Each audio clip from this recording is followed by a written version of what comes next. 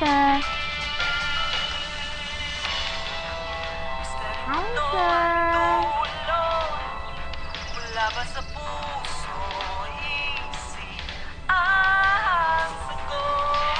Hi, sir. Dito ka pa pala.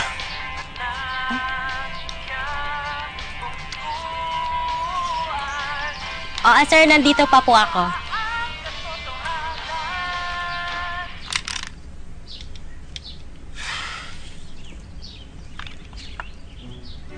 Ano ba?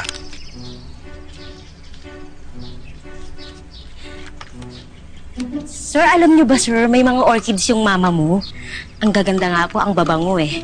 Sir, sobrang bango talaga. Halika, sir. Aakain ko kayo, amuyin niyo, sir. Nurse, pwede ba? Leave me alone. Ulis ka na nga. Sir, grabe naman. Sir, wala namang ganyanan, sir. Ang sungit niyo naman. Sir, alam niyo po kasi, ikikwento ko sa inyo. Mahal na mahal ko po yung trabaho ko. Love na love ko po talaga yung nursing. Kasi sir, hindi nyo na itatanong, meron akong lola dati. 93 years old na yun. Tapos minsan nagkaroon siya ng malubang sakit. Sobrang nalungkot kami sa bahay. Nalagaan ko yun ng 3 taon. Sir, ako lang nag-alaga nun. Ako lang nagpupunas, ako nagpapakain. Ako nagbumibili ng mga gamot niya, sir. Ako lahat. Kaya sir, kung ano man po yung agam-agam niyo sa puso ninyo tungkol sa akin, wag kayo mag-alala, sir. Matapat po ako at maaasahan, hindi lang pampamilya, pang-sports pa. Ayos pala yung pasensya mo eh, may bayad. Teka, baka naman kinikilig ka lang sa akin, kaya ka nagtsatsaga. Wow! Buti yung boyfriend mo, hindi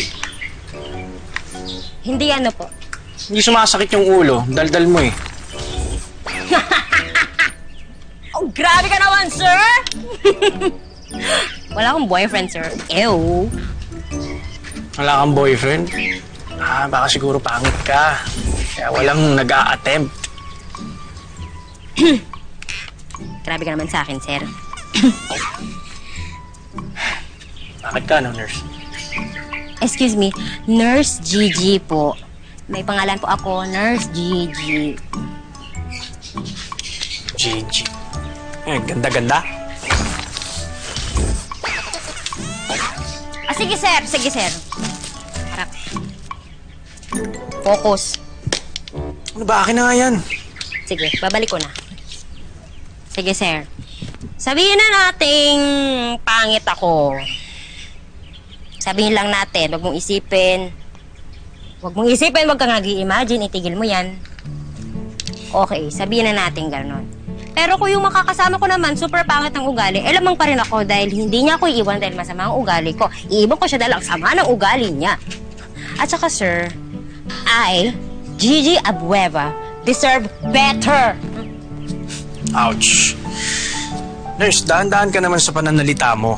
Kasi hindi naman lahat ng taong iniiwan deserve nila yung maiwan. Huh? Sino sabi? Ako, alam ko. Dahil iniwan ako ng fiancé ko. Sakto pa nga kung kailan kailangan ko siya sa tabi ko, iniwan niya ako. I thought she loved me. Kamali pala ako. Sir, alam ko yung ganyang feeling eh. Kasi minsan na rin akong galit sa mundo eh. Kasi sir, tayong mga nasasaktan, meron tayong tendency na manakit ng kapwa. Pero sir, may option naman tayong maging masaya. At magiging masaya lang tayo kapag tinalikuran natin yung pagiging bitter. Diba, sir? Kaya, kahit ano pang estado, kahit bulag, pangit, mataba, matangkad, payat, we deserve to be happy.